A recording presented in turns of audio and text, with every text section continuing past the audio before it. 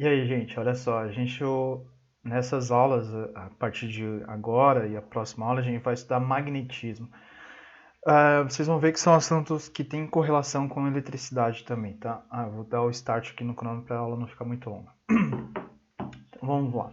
O objetivo dessa unidade, que é a segunda unidade do LTI, compreender as origens do eletromagnetismo, que vai ser a próxima aula, conhecer as propriedades do ímã, que vai ser essa aula, não sei por que está ao contrário aqui, compreender a relação entre energia elétrica e potência elétrica que está junto com as origens do eletromagnetismo, calcular o consumo de energia elétrica, que é mais adiante, identificar as formas de energia e suas transformações, conhecer diferentes tipos de máquinas elétricas, identificar impactos socioambientais causados por usinas de geração de energia, identificar ações que diminuam o uso de energia elétrica.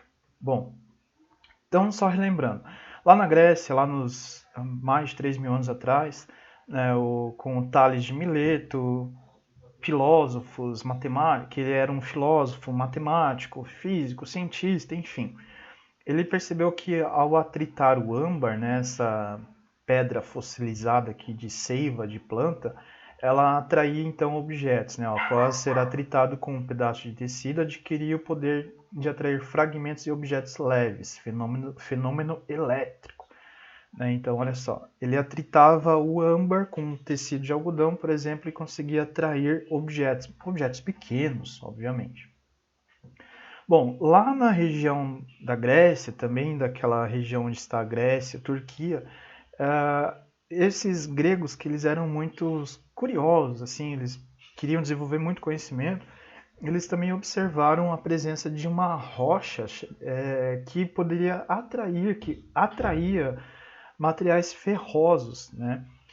Então eles deram esse nome para essa rocha aqui de magnetita. Esse nome aqui ele veio porque o termo magnetismo resultou do nome Magnésia, região da Turquia, onde essa rocha aqui ela é encontrada muito. Isso aqui não tem muito no Brasil, na América do Sul, tá? Esse mineral possui a propriedade de atrair objetos ferrosos. Ele é considerado um ímã natural. Então aqui a gente tem uma imagem, né, mostrando que está um clips, né, atraído aqui. E aí eles começaram a estudar esse negócio aí também. Só que como vocês lembram, quando a gente começou a estudar eletricidade, eles só lá na Grécia, uns 3.000 anos atrás, mais de 3.000 anos atrás, eles não deram muita continuidade, né? Não desenvolveram as relações físicas e matemáticas para isso. Isso aconteceu já mais na modernidade, nos anos 1500 aqui. Com todos aqueles físicos que a gente estudou, todas aquelas relações físicas e matemáticas que a gente estudou. Em relação ao magnetismo, também foi a mesma coisa. Os gregos descobriram, os gregos relataram isso, só que os gregos não se aprofundaram nesse conhecimento. Então isso ficou assim vago por um bom tempo, até surgirem aí cientistas mais modernos com tecnologia para poder entender melhor como que funciona isso, as propriedades físicas, as relações matemáticas para estudar isso e para aplicar isso, né? Porque conforme a gente viu fenômenos elétricos, a gente aplica esses fenômenos elétricos para a produção de eletricidade, principalmente. Mas existem várias máquinas que utilizam essas formas de energia e produzem outras coisas. Bom, sobre o magnetismo a gente também vai entender como é que funciona isso. Né? Então, olha só, diferentemente do âmbar, que só podia atrair objetos quando eletrizado, ou seja, você tinha que pegar um pedaço de âmbar e friccionar ele com um pedaço de algodão. Né? Aí ele apresentava propriedades elétricas para atrair objetos pequenos. A magnetita, aquela rocha lá, ela estando eletricamente neutra no início e sem passar por qualquer processo de eletrização, ela continuava a atrair certos objetos. Então, se eu tenho, imagine que isso aqui imagine que essa caneca aqui é um âmbar. Ela sozinha não vai atrair objeto. Eu tenho que friccionar ela com alguma outra coisa para que ela perca elétrons ou para que ela ganhe elétrons e para que ela consiga atrair objetos pequenos, né? Como na imagem aqui, penas bem leves. Imaginem que isso aqui é uma magnetita, né? Uma pedra, uma rocha. Eu não preciso fazer nada, é só chegar perto de alguma coisa ferrosa que ela vai atrair esse objeto ferroso. Então, essas diferenças permitiram formular a hipótese de que o comportamento da magnetita não ocorria por ela ter alguma característica elétrica, tá? Porque não precisava friccionar ela não precisava ganhar elétrons nem perder elétrons, mas por causa de outro tipo de propriedade que hoje chamamos de propriedade magnética, tá? Então são propriedades diferentes umas das outras. Enquanto o âmbar é necessário fazer atrito com ele para que ele ganhe ou perca elétrons, para que depois ele tenha essa diferença de carga ali e consiga atrair o objeto, essa rocha magnetita não precisava fazer nada, né? Ela simplesmente atraía. Mas aí eles pensaram assim, opa, então não é uma propriedade elétrica, é alguma outra propriedade. Daí eles não colocaram nome nenhum, mas na modernidade a gente colocou de propriedade magnética. Então, os materiais que têm a capacidade de atrair outros corpos se baseando na força, na ação de forças magnéticas são chamados de ímãs. O estudo dos ímãs e dos fenômenos magnéticos é realizado pela área da ciência denominada magnetismo. É o que a gente está estudando. Propriedades dos ímãs. Quais são as características dos ímãs? Todo ímã apresenta as seguintes características. Dois polos, chamados de polo norte, representado por N, e polo sul, representado por S. Ambos apresentam propriedades magnéticas mais fortes do que a região central, que é denominada zona neutra. Então, essa região central aqui, ó, é chamada de zona neutra. Deixa eu marcar aqui essa região. Aí, o polo norte e o polo sul do ímã, eles têm uma maior força magnética aqui, tá? Então eles são polarizados, né? Lembram quando a gente estudou as propriedades elétricas, né? Isso aqui também é muito importante, né? Tem o sentido convencional da corrente e o sentido real da corrente. O sentido real da corrente é os elétrons que têm cargas elétricas negativas, eles se deslocam, se eles têm um fio condutor para fazer um caminho, certo? Eles se deslocam do seu polo negativo aqui e vão para o polo positivo. Porque cargas de sinais opostos se atraem. Vocês têm que lembrar disso, muito importante. Esse é o sentido real da corrente.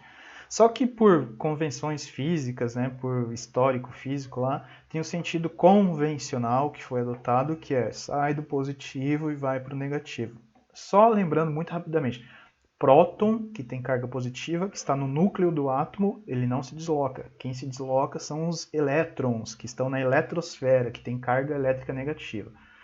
Mas a gente adota o sentido convencional da corrente para realizar os problemas de física, né? E todos os outros testes. Bom, então isso aqui é propriedade elétrica. Eu só trouxe a imagem aqui, ó, para mostrar para vocês. Olha só, isso aqui está mostrando também o sentido convencional da corrente, né? Observem as setas saindo do campo do polo positivo, isso aqui falando de eletricidade, não é de magnetismo. Saindo do polo positivo se direcionando ao polo negativo, tá? Esse é o sentido convencional. Isso é o que acontece na eletricidade. Os ímãs, como está falando aqui, ó, né? Ele tem dois polos, chamados de polo norte e polo sul. Polo norte e polo sul.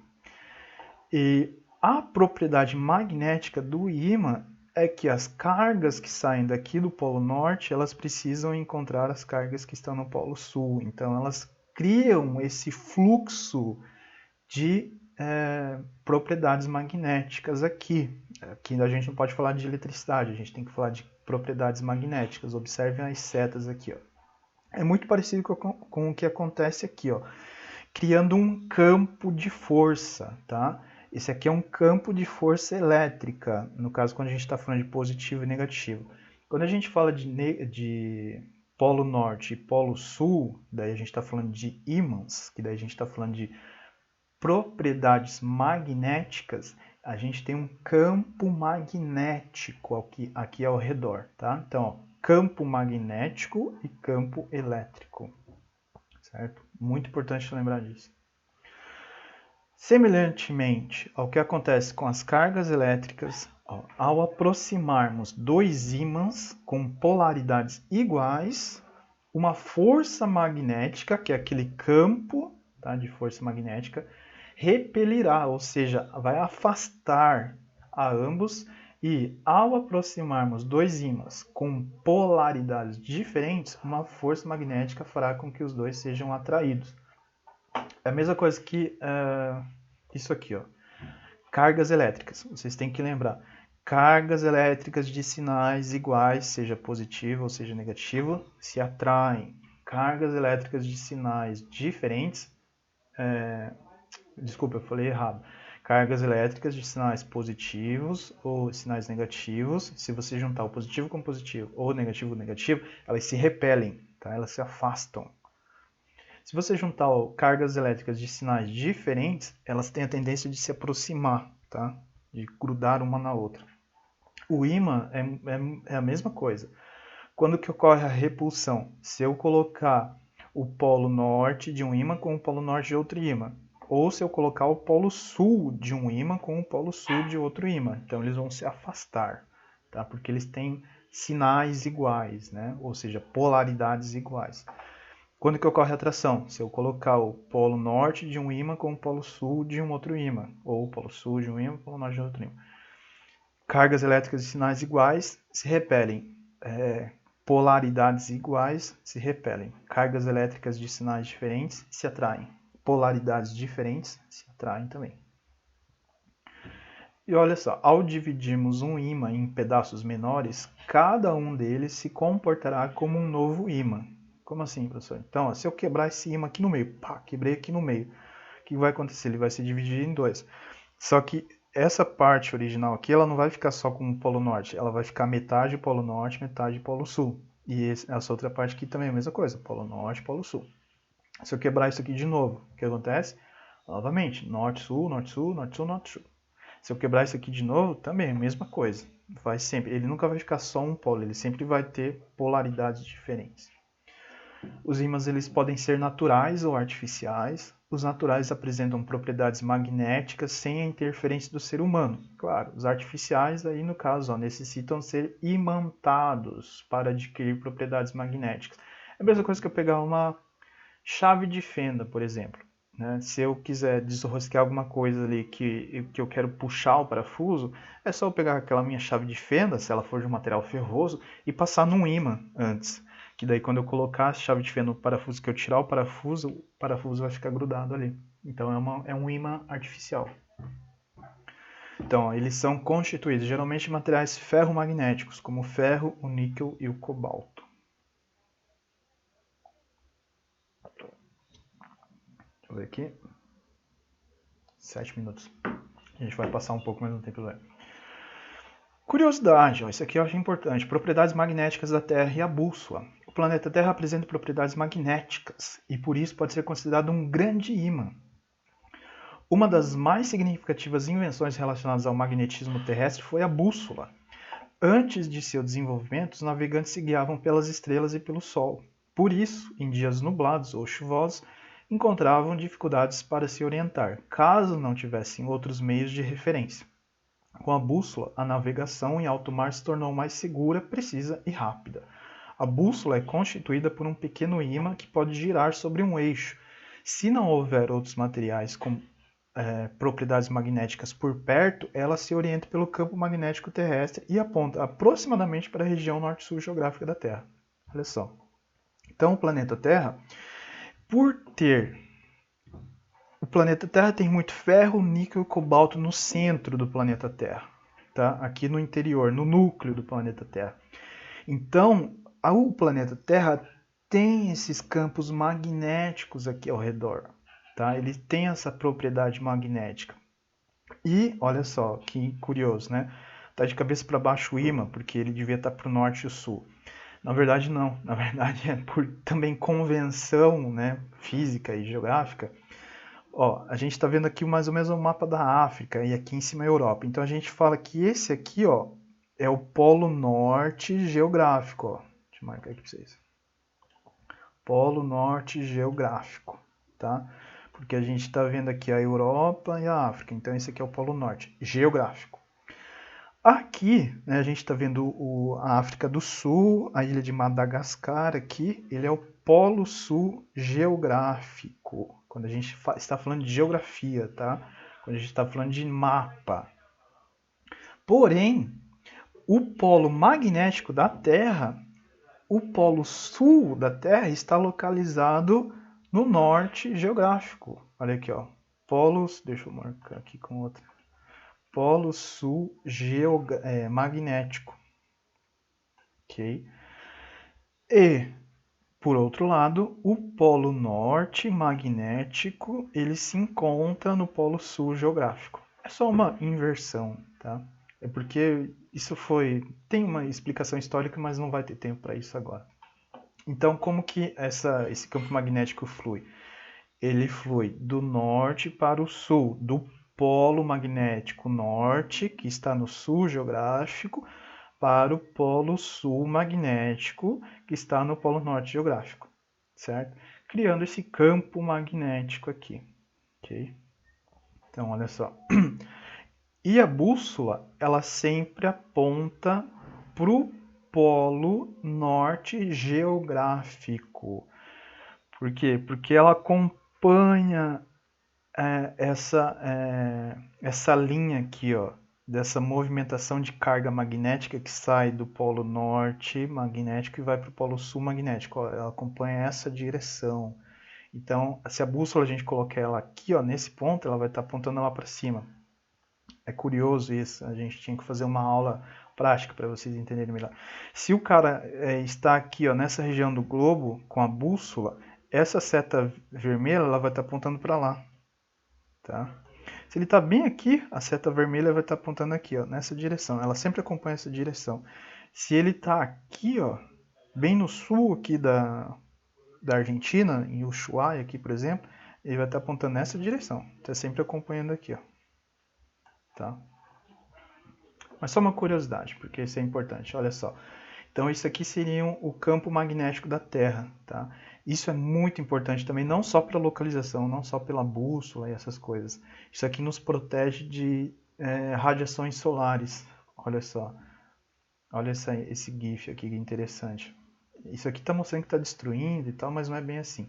Isso aqui é o planeta Terra, isso aqui são ondas eletromagnéticas que vêm do Sol e que se a Terra não tivesse esse campo magnético aqui, a gente estaria suscetível a essa radiação que vem do Sol e a gente sofreria alguns danos. Nem seria possível a existência de vida no planeta Terra, tá?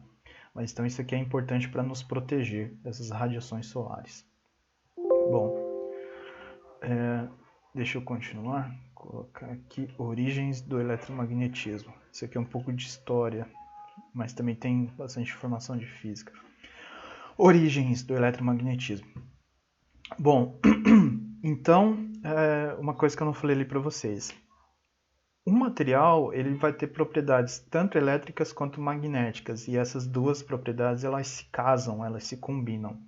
Então, o eletromagnetismo é uma área da física responsável por analisar e estudar as propriedades elétricas e magnéticas da matéria, sobretudo, em particular, as relações entre tais propriedades. Então, ó, a gente tem sempre o campo elétrico junto com o campo magnético, eles estão sempre juntos. Em 1820, ó, bem recente, até se a gente for considerar que foram os gregos que previram isso mais de 3.000 anos atrás, o cientista dinamarquês Hans Christian Ørsted realizou estudos que o levaram a constatar uma relação entre a eletricidade e o magnetismo. O que ele fez? Usando uma pilha, é possível perceber que ao ligar e desligar a corrente elétrica em um circuito, uma bússola localizada próxima ao filamento condutor muda de orientação bruscamente. Bom, então lembra que eu falei para vocês, né, que a bússola ela se orienta pelo campo magnético, certo? Então ela está sempre orientada assim para o polo sul magnético ou polo norte geográfico do planeta. Então ela se orienta pelo campo magnético. Se eu colocar um fio aqui, ó, que conduz a eletricidade, por exemplo, de uma pilha, essa bússola ela vai perder a orientação, porque o campo magnético gerado aqui é mais forte, né? Então, olha só, aqui está desligada, ela está se orientando por um sentido. Quando o circuito é fechado, quando está ligado aqui, ó, aí a bússola ela muda de direção, ó. Ó, eu tenho um vídeo aqui que mostra para vocês isso aqui melhor. A experiência de Ørsted.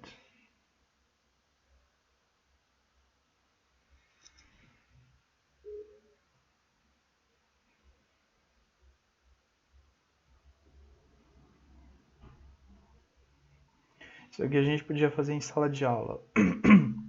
Então é uma pilha, a pessoa está segurando uma pilha aqui e um fio condutor, né? Então está passando uma corrente elétrica aqui, tá? E aí muda a direção da bússola ali. Ó, em um experimento semelhante a esse, aí o Ørsted concluiu que a corrente elétrica produz em seu entorno um campo magnético. Ao inverter o sentido da corrente elétrica, a orientação da agulha da bússola também se inverte. Quanto maior a corrente elétrica, maior o campo magnético produzido. Então, se eu pegar uma pilha de 1,5 volts, a bússola vai sofrer uma interferência. Se eu pegar uma pilha de 9 volts, ela vai ter um campo magnético muito maior ali, vai sofrer uma interferência muito maior. Esse aqui é o experimento original aqui do Ørsted, tá? Só uma imagenzinha. Ele colocou uma bússola aqui, né? Ela conseguia se movimentar. E aí, por esses fios aqui, ele passou uma corrente elétrica, né? Ó, positivo e negativo. No sentido convencional, que sai do positivo, vai para o negativo. E aí quando passava, conforme ele ia aumentando essa voltagem aqui, a bússola ela dava umas mexidas mais fortes ainda, tá? Então o que é o campo magnético? Uma propriedade atribuída à região espacial ao redor de uma fonte, tá? Então imagine esse fio aqui, ó, região espacial, ou seja, o que está ao redor ali. Então um fio, né? A gente tem uma corrente elétrica passando aqui, mesmo que é uma de som, é uma corrente elétrica, então eu tenho um campo magnético ao redor aqui dela que está sendo produzida. Mas é claro, como é uma voltagem muito baixa, a gente, né, não sente nada e tal, só se eu tiver algum equipamento que consiga medir isso aqui. Então, a propriedade magnética é atribuída à região espacial ao redor de uma fonte, como um ímã ou um fio percorrido por uma corrente elétrica, na qual fenômenos de atração e repulsão magnéticas podem ser detectados, se eu tiver o equipamento. Com a descoberta de Ørsted, a comunidade científica teve o conhecimento de que era possível produzir fenômenos magnéticos com base na corrente elétrica. Então as pessoas pararam e pensaram, opa, então eu posso ter uma corrente elétrica num fio e posso produzir magnetismo aqui. Isso deve ser interessante para alguma coisa. Por essa evidência, parecia sensato pensar que o fenômeno oposto também fosse possível. Como assim? Ou seja, olha só, a produção de energia elétrica oriunda de um campo magnético. Então eles começaram a pensar, então se eu pegar aquelas rochas que têm propriedades magnéticas, será que eu consigo gerar eletricidade? É isso que eles pensavam. Se eu gero campo magnético a partir de uma corrente elétrica, elétrons passando por um fio, eu gero um campo magnético aqui, será que o contrário eu também consigo? Será que se eu pegar um ímã, será que eu consigo produzir eletricidade para acender uma lâmpada, por exemplo? Consigo. Eles fizeram experimentos e viram que eles conseguem. O que eles fizeram? Olha só, foi assim que o cientista inglês, o Michael Faraday, conseguiu em 1831 mostrando que a variação do campo magnético dentro de uma bobina condutora produz corrente elétrica. Deixa eu primeiro falar o que é a bobina condutora. Um filamento de material condutor enrolado em torno de um único eixo. Ou seja, isso aqui, ó, tá? Esses fios aqui, ó, material condutor, né? Ó, filamento de material condutor. Um fio de cobre, por exemplo. Enrola ele. Enrola. E aí o que ele fez? Ele enrolou esse material condutor, esse fio de cobre, por exemplo, e ligou aqui num aparelho que conseguia medir corrente elétrica. E aí, se deixa esse negócio ali, sem nada, sem ter uma fonte geradora de eletricidade, nada acontece, não produz energia, né? Não vai produzir energia do ar, do além, não acontece. O que ele fez? Ele pegou um pedaço de ímã e colocou no interior aqui, ó, desse material condutor. Então, ao aproximar e ao retirar esse ímã ali dessa bobina condutora, ele observava que havia produção de eletricidade. Tá? Tem um outro vídeo aqui que eu vou mostrar. Isso aqui é um galvômetro, ele mede a eletricidade, variação de eletricidade. Isso aqui é uma bobina condutora, isso aqui é mais moderno já também. Isso aqui é um ímã. Observem que o rapaz vai colocar o ímã através dessa bobina, vai aproximar e afastar esse ímã da bobina condutora. E esse galvômetro aqui ele vai medir que há a produção de eletricidade. Opa. Olha lá. Bem, esse experimento que vocês estão observando, né, foi um dos descobertas mais importantes da eletricidade e do magnetismo. Isso foi feito por Michael Faraday por volta de 1830, na década de 1830, e ele mostrou que um campo magnético variável poderia gerar uma diferença de potencial em um condutor suficientemente grande para produzir uma corrente elétrica. Então, é isso que ele fez e comprovou então que eu consigo gerar eletricidade a partir de um campo magnético. Então, esses dois experimentos, olha só, simultaneamente, né? Na verdade, o Ørsted lá estava fazendo experimento de corrente elétrica e magnetismo. Ele percebeu isso, que há um campo magnético numa corrente elétrica. E o Michael Faraday conseguiu comprovar que um ímã consegue gerar corrente elétrica. Unificaram a eletricidade e o magnetismo, evidenciando que um pode ser obtido do outro. Ou seja, eu consigo obter magnetismo a partir de uma corrente elétrica e eu consigo obter corrente elétrica a partir de magnetismo. Além disso, possibilitaram o desenvolvimento de tecnologias elétricas bastante utilizadas na atualidade. Baseando-se nos experimentos de Ørsted, foram desenvolvidos o motor e as máquinas elétricas, e dos experimentos de Faraday, o gerador de eletricidade. Em ambos os casos, o movimento entre fios e ímãs normalmente ocorre girando um dos dois. Esse é o princípio de usinas que produzem energia, olha só. Em usinas hidrelétricas, por exemplo, a energia cinética, energia associada ao movimento da queda da água, é utilizada para girar turbinas e geradores, que então produzem energia elétrica. A água cai, movimenta uma turbina, essa turbina ela está próxima a um campo magnético, então, como você tem uma grande movimentação ali, esse campo magnético produz eletricidade. É assim que a gente produz eletricidade. Bacana, né? Bom, próxima aula a gente vai entender um pouco melhor sobre potência elétrica. Um abraço.